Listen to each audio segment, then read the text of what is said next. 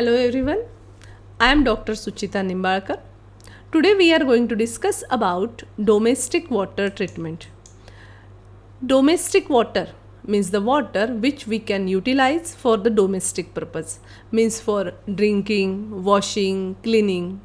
Water which is used for domestic purpose should be free from objectionable gases like H2S. Why H2S? Because we know that H2S is having very dirty smell, dirty odor, that is the rotten eggs odor, and so that it should be free from such gases which are having the dirty odor like H2S. Then dissolved salts of lead, manganese means heavy metals, and bacteria pathogens which are responsible for the disease.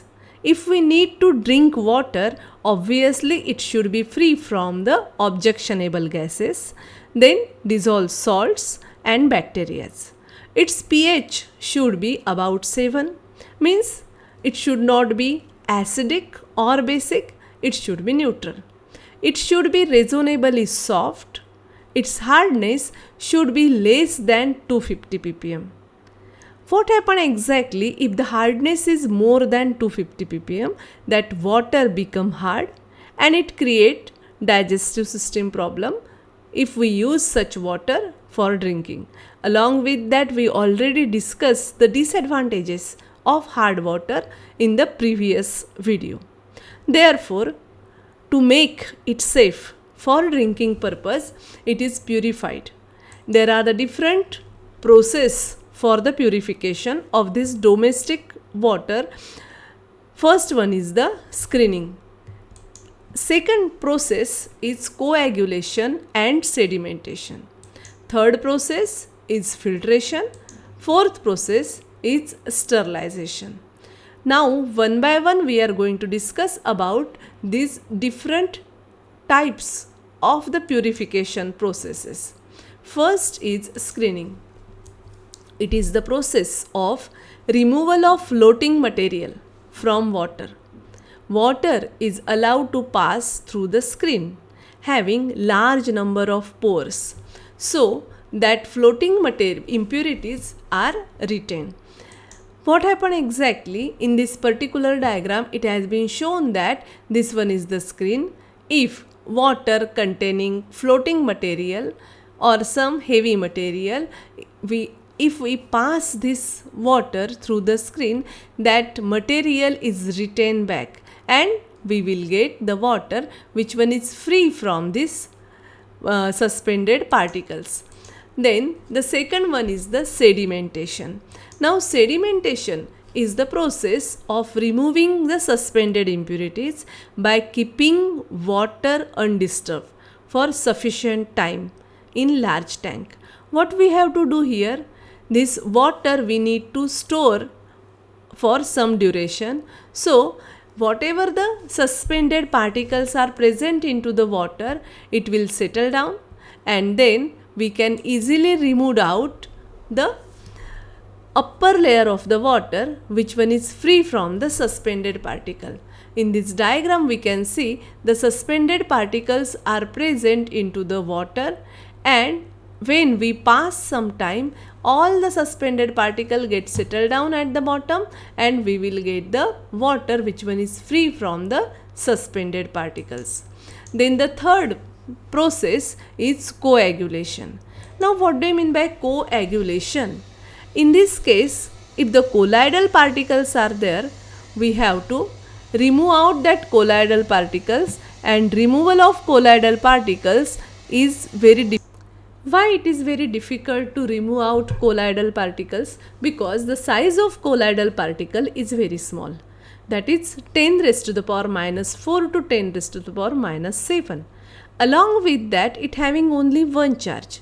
Colloidal particles may either positive or negative.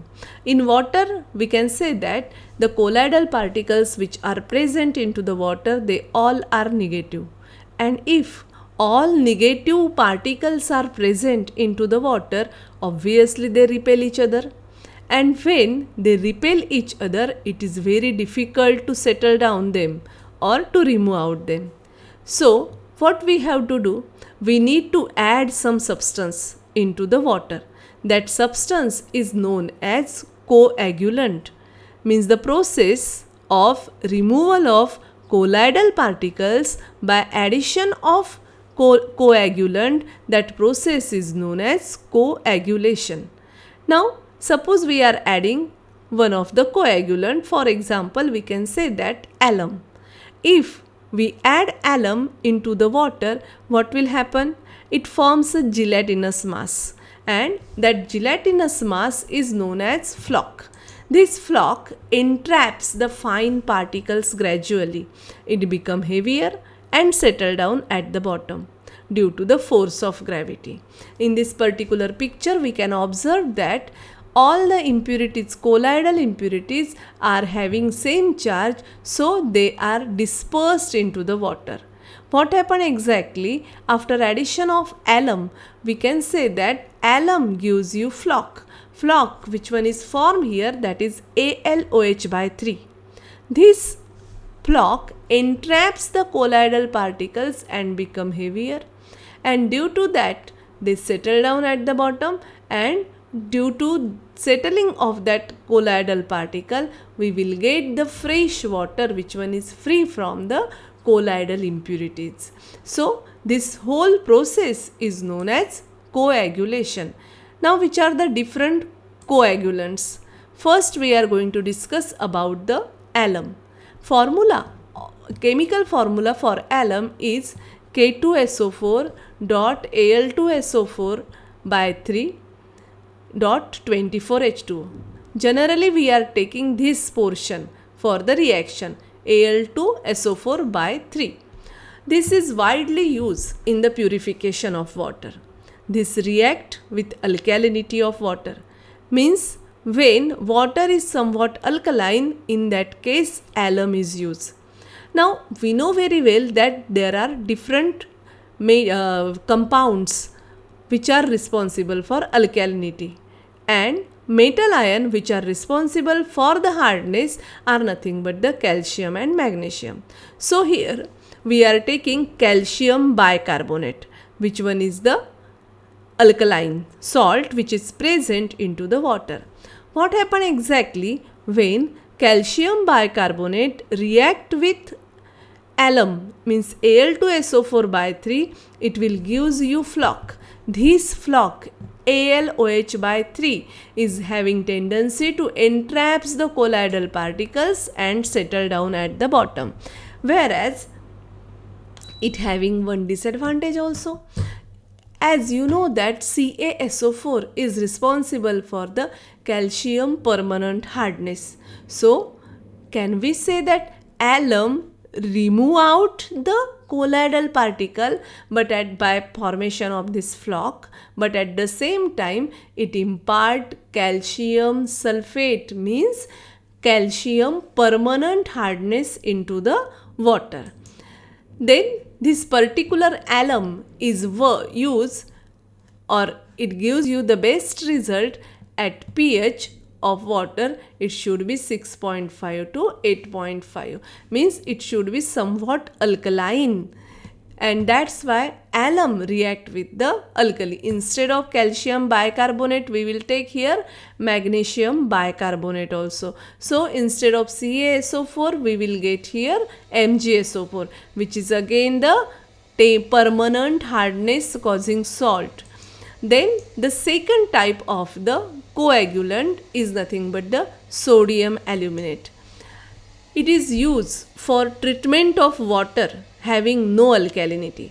No alkalinity means, can we say that pH should be less than 7? Yes. Then which reaction is take place here? NaAlO2 react with water, it gives you NaOH. NaOH along with this floc AlOH by 3. Now what is the role of floc? This floc entraps the colloidal particle and become heavier, and due to heavier it settle down at the bottom. Now this sodium aluminate plays the dual role. How we can say that it plays the dual role? Because it remove out the colloidal particle by the formation of this flock, but along with that it is giving you NaOH. Now what is the role of NaOH? This NaOH react with magnesium sulfate, or we can say that magnesium hardness present into the water. Instead of MgSO4 we can take here MgCl2, MgNO3 by 2. So what happened exactly? Mg react with this OH and the formation of MgOH twice is take place, and Na2SO4 if we are taking MgSO4, if our constituent or one reactant is MgCl2, then here we will get NaCl. If reactant is MgNO3 by 2, then we will get NaNO3. So in this way, what happened? This sodium aluminate plays the dual role. It will remove out the colloidal particle by formation of AlOH by 3 means aluminium hydroxide, and along with that it is used to remove out the magnesium hardness present into the water. How it is remove out magnesium hardness? By the formation of NaOH. That is again one of the experiment. In that experiment which you have to perform in the lab, in that case, as the calcium and magnesium hardness we need to find out, in that case what we have to do, we need to add NaOH into the water sample. What will happen when we add NaOH? That NaOH will react with the magnesium hardness which one is present into the water, and due to that magnesium hardness is removed out and only calcium is left into the water. Then by titration we can just find out the magnesium and the calcium hardness present into the water along with the total hardness. NaOH is the strong base, so it also reduces the corrosive nature of the water, and you know very well that corrosive nature, it is due to the acidity, and if acid is present, that water become corrosive. Means wherever we want to store that water, if that container is the metal container, then there may be the possibility of corrosion, and due to that if we are using sodium aluminate, it gives you the flock along with NaOH, and due to that corrosive nature is also reduces. But one disadvantage is here that it having high cost, and obviously if the cost is high, we can reduce the use of this. So the cost, it is not used widely for the water work. First one was the alum, which having very low cost or it is very cheap, and due to that alum is generally used. Second one is the sodium aluminate, though this particular coagulant is the best coagulant, but due to the cost it is generally avoided. Then the third coagulant is the ferrous sulfate. Formula for ferrous sulfate is FeSO4.7H2O because it is hydrated ferrous sulfate. Now what happened? If the ferrous sulfate we are using as a coagulant, if water contain magnesium bicarbonate, in that case if we are adding FeSO4, we will get FeOH twice, and this FeOH twice is work as a flock. Now what is the role of flock? Flock entraps the colloidal particles and become heavier and settle down. But along with this flock, it is again gives you MgSO4. If the reactant is MgHCO3 by 2, if it is CaHCO3 by 2, then we will get CaSO4.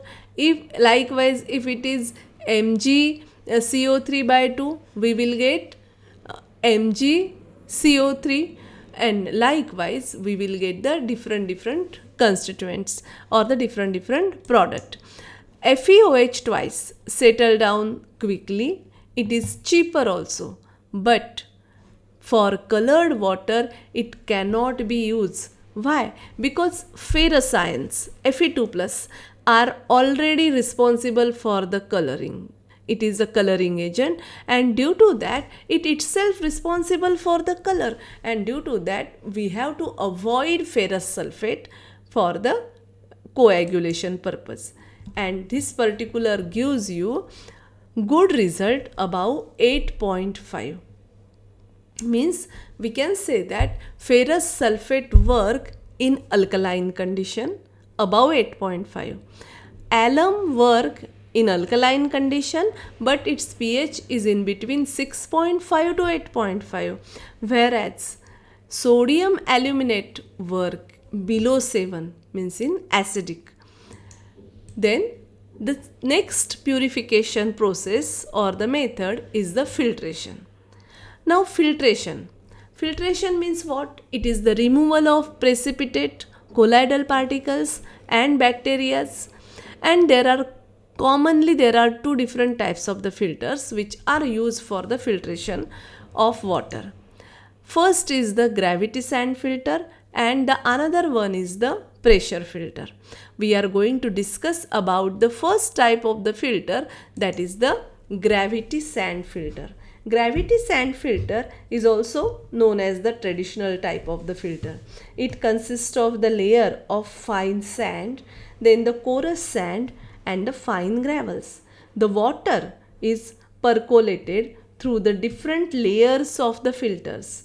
Most of the impurities, germs are retained by top layer of the water. Then clean water is collected in under the drain channels. Clean water is drained out from the bottom. Here the drainage is there. From this we can remove out the clean water. After some time, when the rate of filtration becomes low, then the top layer of fine sand we need to scrub off. Here anthracite is given. Anthracite is also in the fine, just like the sand, fine sand or the fine particles, and we need to just scrape out that layer, and due to that what will happen? The pores will again reopen and again the filtration is take place. The filter is put to use again. Such filter are most suitable for the municipal water supply. Then the second type of the filter is the pressure filter. It consists of again the different layers. We can say that the fine sand, coarse sand, gravels. The filter is having deflector plate provided at the top. Small amount of alum solution is also mixed with the water, which forms the slimy layer on the filter bed, which remove the colloidal and the bacterial impurities. Deflector plates distributes the slimy layer uniformly over the top of the filter bed. At the bottom, filtered water is under pressure and thus pumped directly. After some time again this filter also block, and so what we have to do? Hence it is not having open source, and so that we don't have to scrub out the upper layer because this filter is totally packed. And so in this case what we have to do? We need to clean it periodically by the backwashing water under pressure. Is forced up in the tank, and due to that the clagged matter or the particles which blocks the pores of the sand, that will be removed out, and the washed water is allowed to drain out.